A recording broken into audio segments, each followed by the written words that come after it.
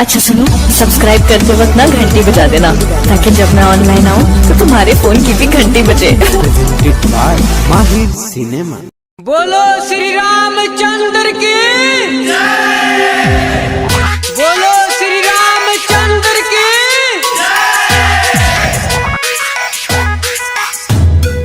आ गया है फिर से देखो राम की बारी, ओए आ गया है फिर से देखो राम की बारी। हो निकली अयोध्या, हो निकली अयोध्या, देखो भगवत सवारी। निकली अयोध्या, देखो भगवत सवारी।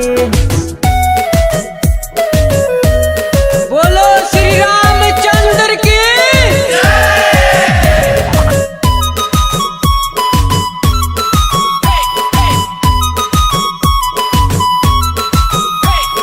मन को तो सुकून मिला देख के ये नजारा, चारों तरफ गूंज रहा राम राम जयकारा जहो। मन को तो सुकून मिला देख के ये नजारा, चारों तरफ गूंज रहा राम राम जयकारा। देख यहाँ मंदिर बनी सबसे है भारी, देख यहाँ मंदिर बनी सबसे है भारी। हो निकली देखो और है निकली अयोध्या, देखो भगवत सवारी। निकली अयोध्या, देखो भगवत सवारी। बोलो श्री रामचंद्र की, बोलो श्री रामचंद्र की।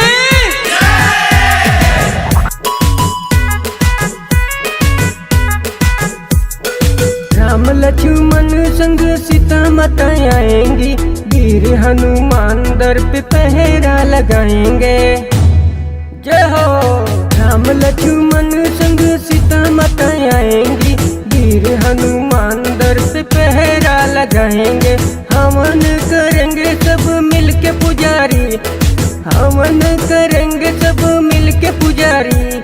हो निकली देखो और है निकली अयोध्या, देखो भगवत सवारी। निकली अयोध्या, देखो भगवत सवारी। बोलो श्री रामचंद्र की। अच्छा सुनो, सब्सक्राइब करते वक्त ना घंटी बजा देना, ताकि जब मैं ऑनलाइन आऊँ तो तुम्हारे फोन की भी घंटी बजे। माहिर सिनेमा।